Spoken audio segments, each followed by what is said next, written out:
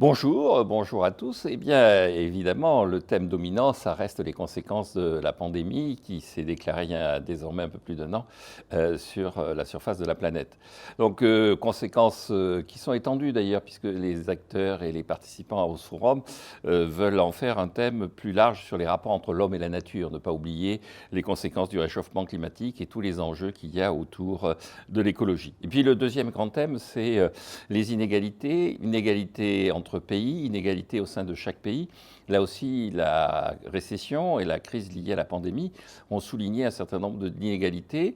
Les pays qui sont de nouveau en difficulté, c'est les pays qui étaient déjà très endettés dans les années 80, c'est les pays du sud de la planète. Et au sein de chaque pays, eh bien, il y a des populations qui sont plus en difficulté que d'autres.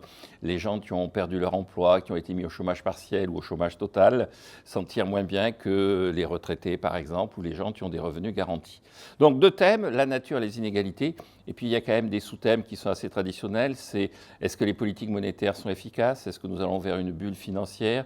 Est-ce que la croissance de long terme, indépendamment de la pandémie, sera au rendez-vous avec ces nouvelles technologies qui permettent à Davos de se faire de façon dématérialisée, mais qui ont des conséquences sur l'activité économique qu'on a du mal à cerner? Eh bien, je pense que le président Xi Jinping a bien fait de rappeler les conditions dans lesquelles se développe en ce moment l'économie mondiale et le danger du protectionnisme. Je crois qu'il y a un double danger, un danger qui est un danger donc général, global, du repli de quelques grandes économies sur elles-mêmes. On voit monter en puissance des mouvements que l'on qualifie en Europe de populistes, mais des mouvements politiques qui n'hésitent pas à assumer l'idée qu'il va falloir rétablir des droits de douane, rétablir des quotas de produits importés, qui n'hésitent pas à afficher que le libre-échange, la mondialisation, le développement économique de certains se fait au détriment de leur propre développement économique et de leur propre population. On l'a vu beaucoup avec l'administration Trump aux États-Unis, mais il n'y a pas qu'aux États-Unis que ce type de discours est tenu. Et on le voit dans certains mouvements en Europe, on le voit dans certains mouvements en Amérique latine. Donc il y a un problème d'acceptation du protectionnisme, alors même que s'il y a une forme d'unanimité chez les économistes, c'est bien pour dire que le libre-échange est plus efficace pour la croissance économique et pour la justice sociale que le protectionnisme. Alors le deuxième enjeu, c'est un enjeu plus spécifique à la Chine.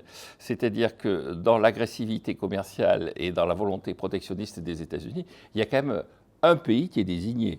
C'est-à-dire que les États-Unis montrent la Chine comme un danger pour leur économie et pour le fonctionnement de l'économie mondiale.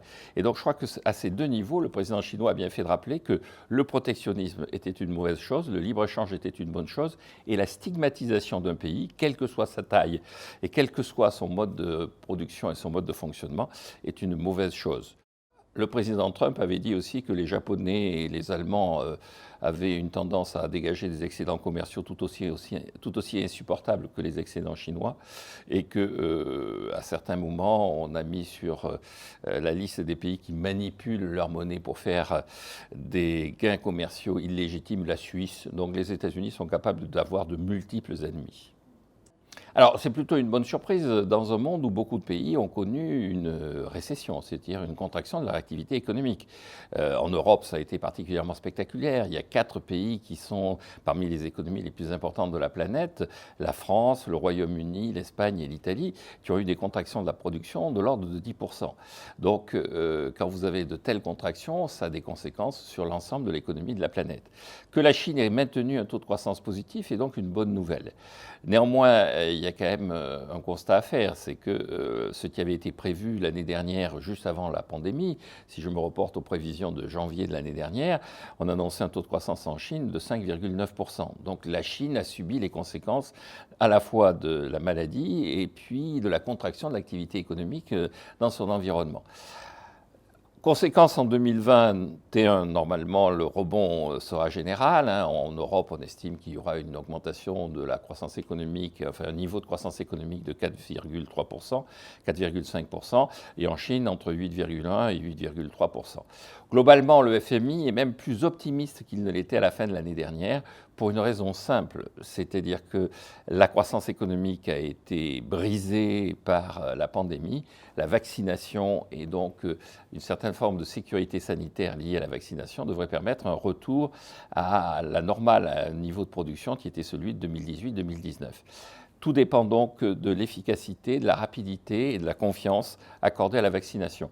Dernière remarque, l'OCDE et le FMI soulignent le fait que les politiques qui ont été mises en place, les politiques de soutien à l'activité par la dépense publique, ont joué un certain rôle, mais ont été moins efficaces qu'on aurait pu l'espérer. Il n'y a pas de véritable lien entre les performances économiques d'un pays et le niveau de déficit budgétaire auquel il a consenti, ce qui va là aussi plutôt dans le sens d'une bonne gestion par la Chine, puisque la Chine n'avait pas été un des pays ayant le plus creusé son déficit budgétaire.